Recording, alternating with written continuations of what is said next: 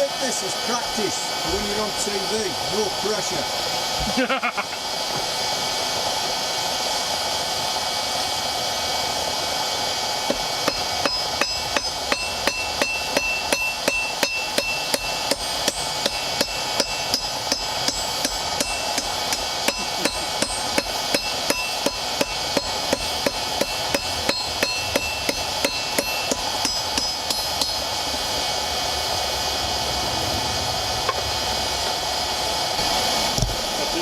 TV interview. So, Sir Joe, what got you into making it? Well, I started bladesmithing now about 9 years ago. Basically, we started doing the bushcraft and we started coming down here camping. And I didn't really like the knives that we bought. I thought, oh, I'll give it a go, I'll make one of my own. I made one out of a fire using a fire bin as the forge to anneal it, and I hardened it in a barbecue using my mother's cooking oil.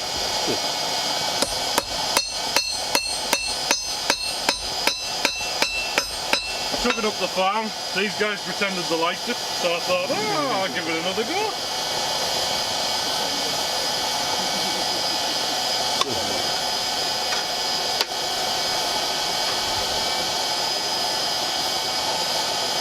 Still got PGA? I have still got PGA 1. It's sitting on my bedroom floor. It was made from a Stubbs file, I think it was. I bought it from Cromwell Tools, took it up my dad's allotment, and he had like one of these incinerator bins with all the holes in. And I thought, well, I'm not going to anneal it, because I'd seen a video online by a guy called Green Pete, who made one. He made it in the field, as it were, although in the field included an angle grinder and a proper forge, made from car rims, and he used a car air conditioning system as the air blower, and I thought, oh, I can do that, I want to give that a go, and he annealed it in a barbecue as well, so I thought, oh well, I've got a barbecue, or I will have, they're only 15 quid,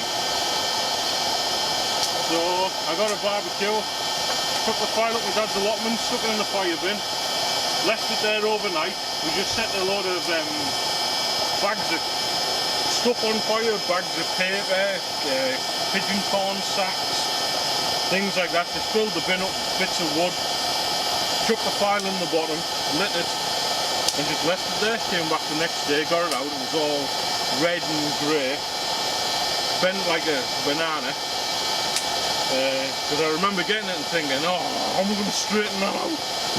But I got home and I tried it with a file, and it filed okay, so I tried it with a drill, and it drilled, so I thought, oh well, if it's soft, it's annealed, so crack on. So I got it on a dense concrete block, hit it with my hammer till it was straight, and then I used an angle grinder, cut the tip off and create the shape, same as I'd seen Green Pete do, and use the floppy disk to create the bevels, because they're much kinder than the like grinding wheel stones. And bought the wood from the DIY shop in Borough, on Newport Road. Leaders, yeah. So I bought the oak from there. It was like a decorative beading. Went to Stock and Model. No, I didn't. I tell a lie. I went to B&Q. Got some 6mm brass bar. Drilled it. It was a little bit square, but you know, all good in the hood as it was. And then stuck it together. Obviously, the leather I already had for the sheath because of when I used to make the bondage equipment. So I made a leather sheet for it, and that's it basically. That's how it all started.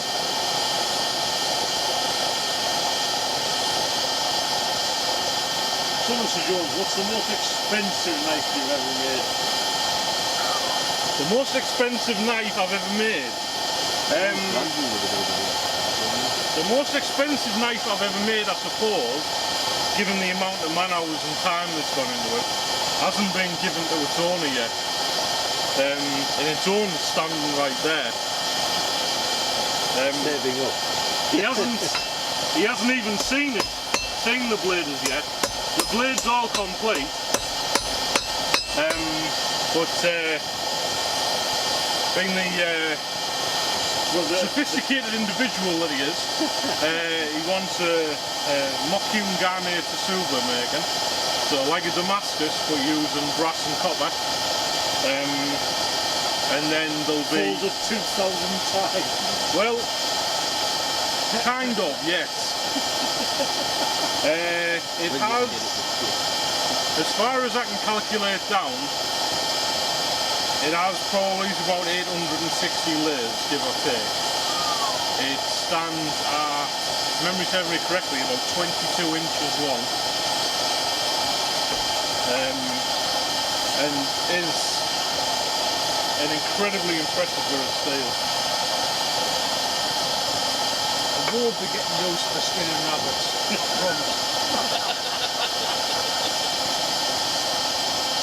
I've spent about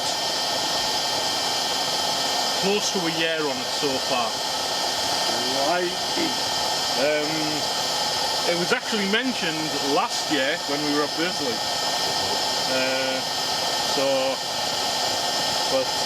Yeah, it's an impressive bit of steel.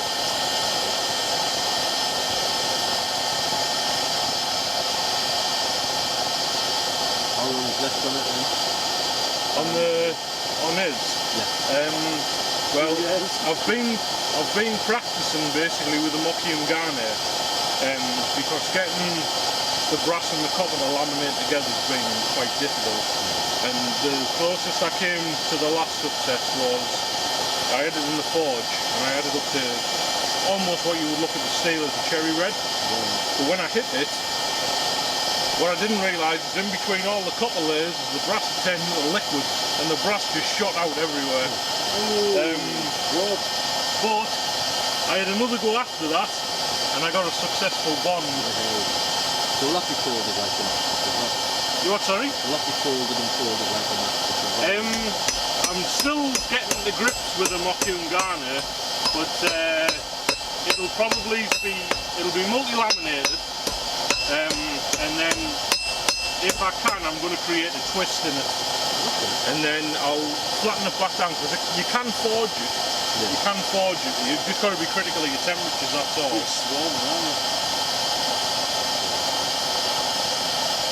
So, apart from his blade, yes. what's the most expensive one you've made?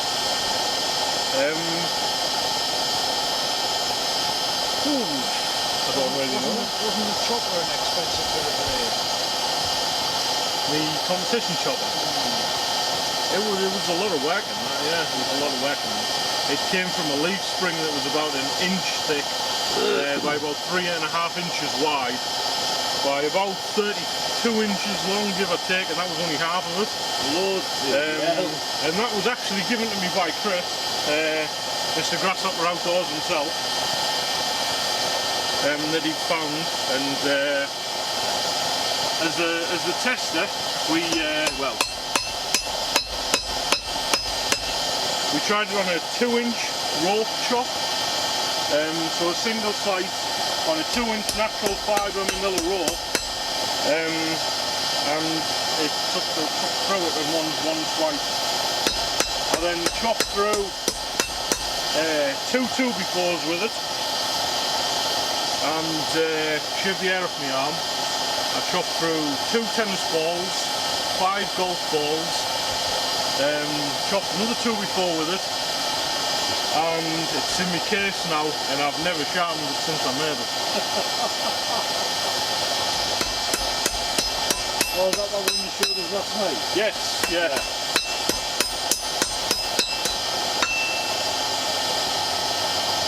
So that's fairly straight.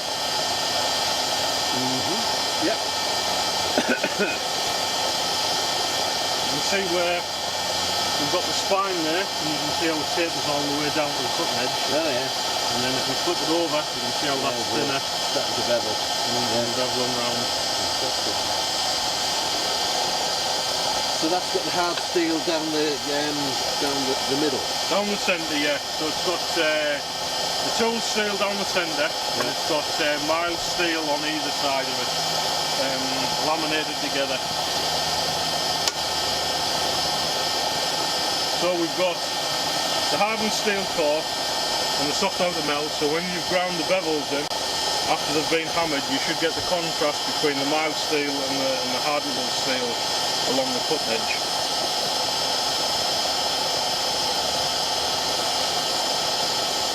All welded together in a field using a car battery.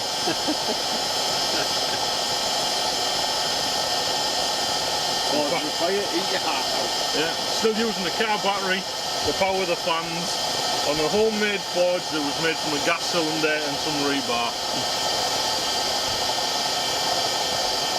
Forged on a railway line. Standing on a tree stump. Standing on a tree stump, yep. Who says you need thousands of pounds worth of equipment to make a knife?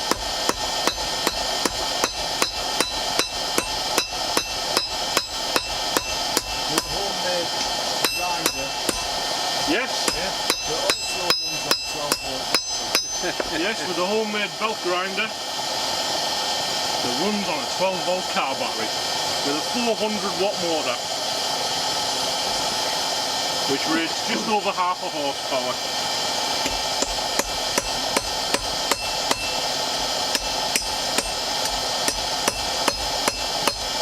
It's not going to burn out tomorrow.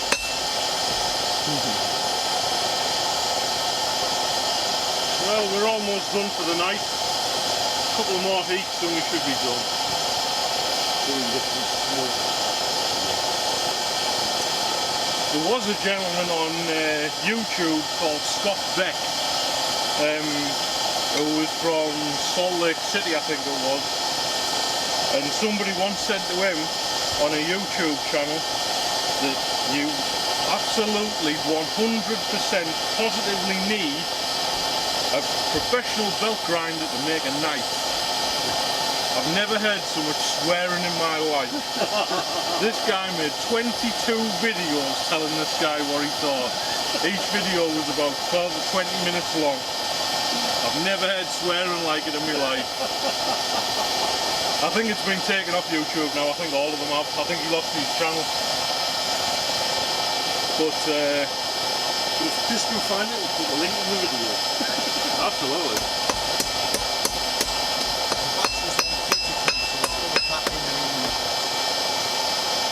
Well, I think we're about done anyway. We've got a full distal taper. I don't know if the camera will be able to see it.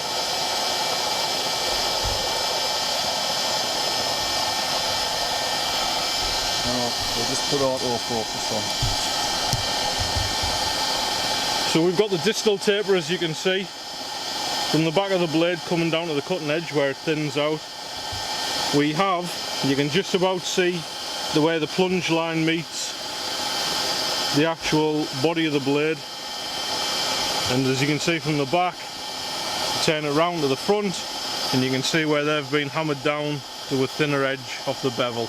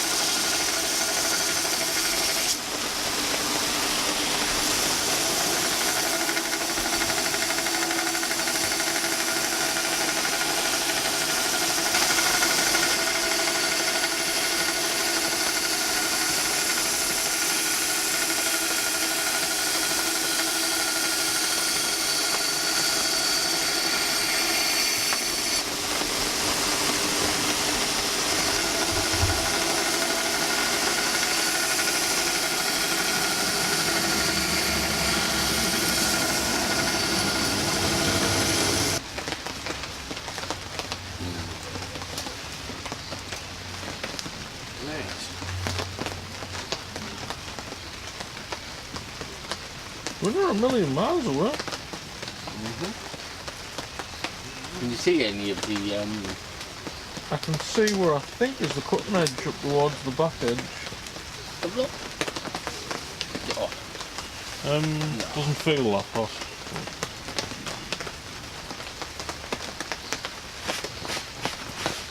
is that a sort of hairline just going through here? I think that's where the soft steel's laminated to the hard steel.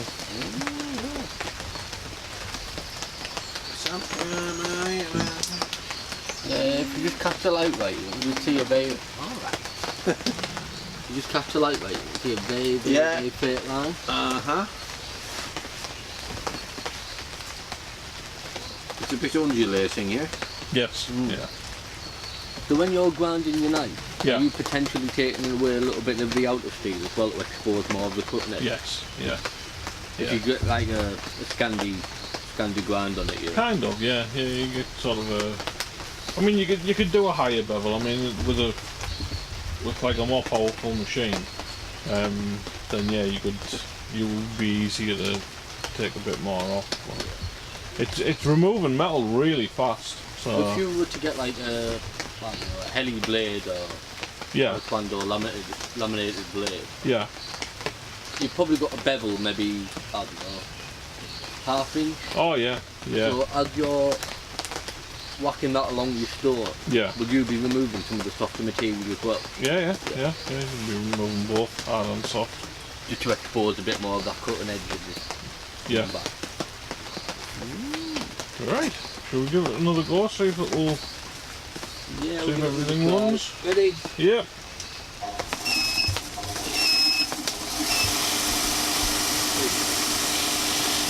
We thought about it. Decided it was going to lose.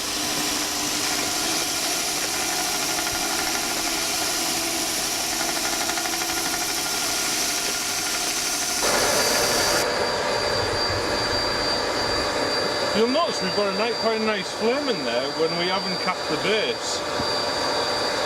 We've got a lot of embers coming out the bottom, but we've still got a very nice flame there.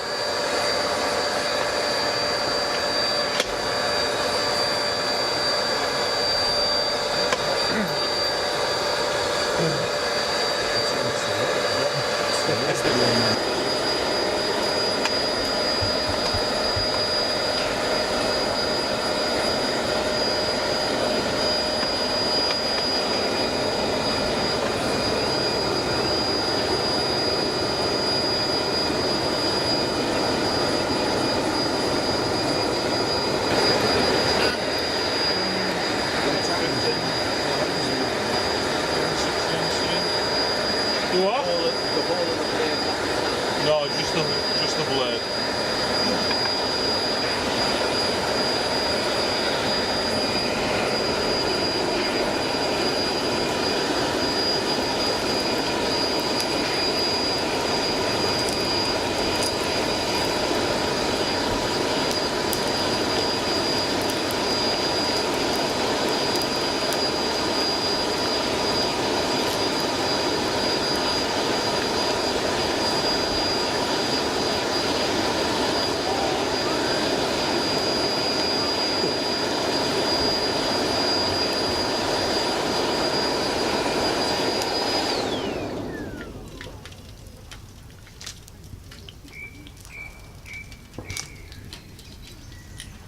What's for tea? Smells like chips.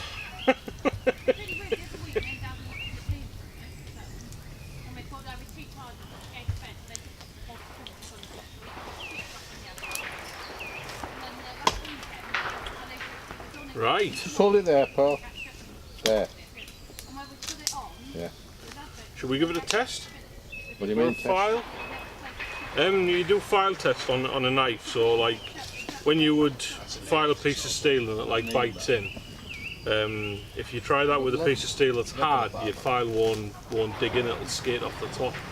So it'll be like trying to file with a piece of glass, as it were. Yeah.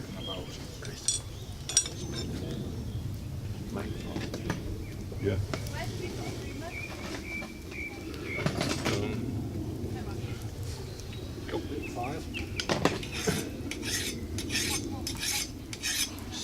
So what's supposed to happen now? What's... So what they call a file test. So like if you file a piece of annealed steel, it'll file like anything else that you do. If you try it with a piece of hardened steel, it'll just skate off. Okay.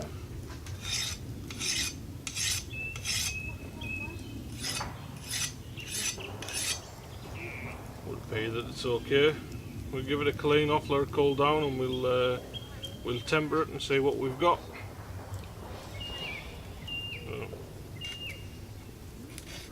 Thanks, hardened as well. Even though it didn't go in the oven. Fantastic. Fantastic. So we shall let that cool down. Well, I think we have got the tool steel in the right place, haven't we? Because you can see the lines on it. Do you need a hammer? Or like a We'll use that wooden mallet that Chris has got if it's kicking about. Where it's gone. Is it?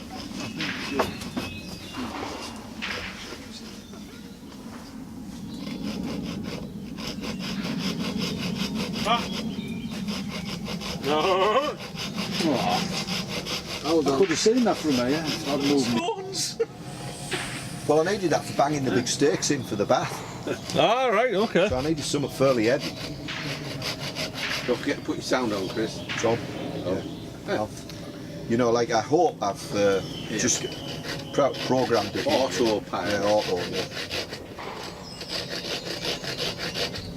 So you got to get the swing of things. Like sometimes I turn the lens the wrong way and forget which is in and which is out. Yeah. And it's good because it's got an anti-shake on it, so it can withstand a bit of shake and still stay stabilised. Yeah. So it's fairly good in that respect. You get these other cameras that have fully gimbaled lenses All right. and sensors, fully gimbaled. You can give them quite a bit of a shake. Yeah. And still point at the target. Bloody hell. But then you start wondering, how does it know when you want a pan? Yeah. It'll be going, no, till it reaches the end of its travel, won't it? All right. Cool. I'll just give it a final, just a little run over. Yeah, that's a brilliant shot there, Paul. What of his arse? Yeah. Oh, Yeah. I'm following the viewers. Yeah. Hey! Oh, yeah. You've got to keep all this in, Chris. God, I just didn't Ready banter. What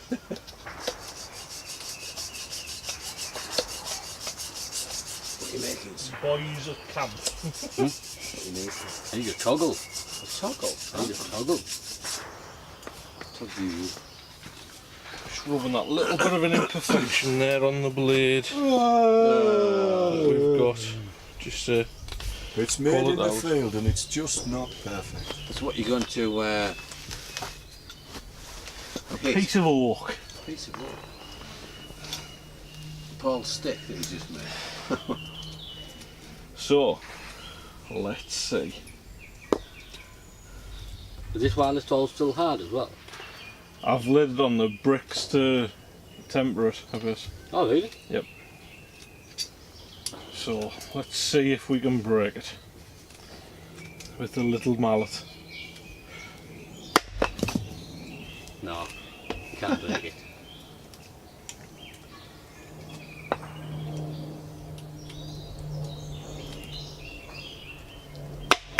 Wow.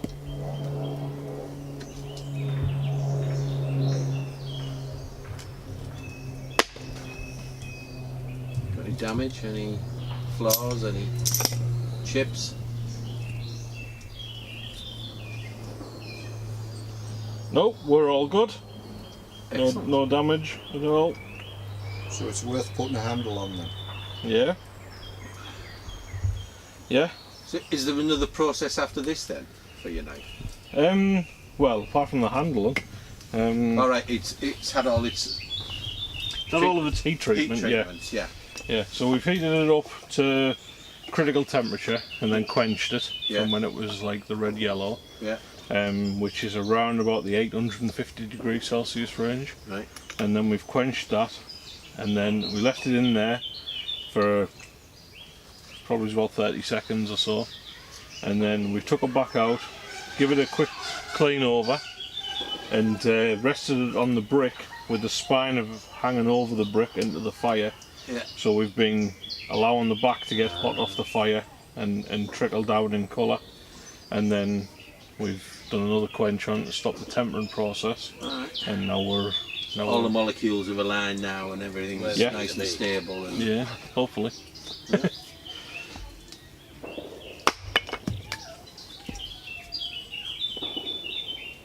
Superb.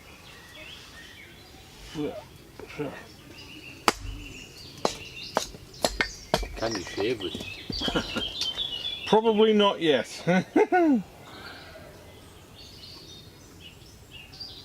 No, not yet.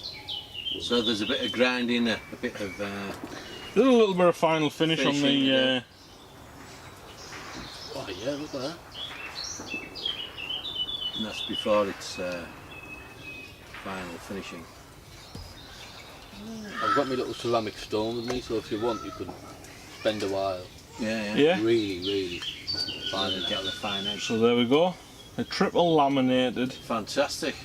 hard centre, soft outer steel, tacked and forge welded in the field using half a cylinder, charcoal, and air blower from an airbed pump, And 2 car batteries for the welder. and 2 car batteries for the welder. Job's a good one. Excellent. Give it a bit of a clean up now. Yeah, Well, Clean it up. clean up. Where Clean you up go? the back. Stick a handle on. Fine. and go from there. Cool. Well done. Congratulations. Awesome.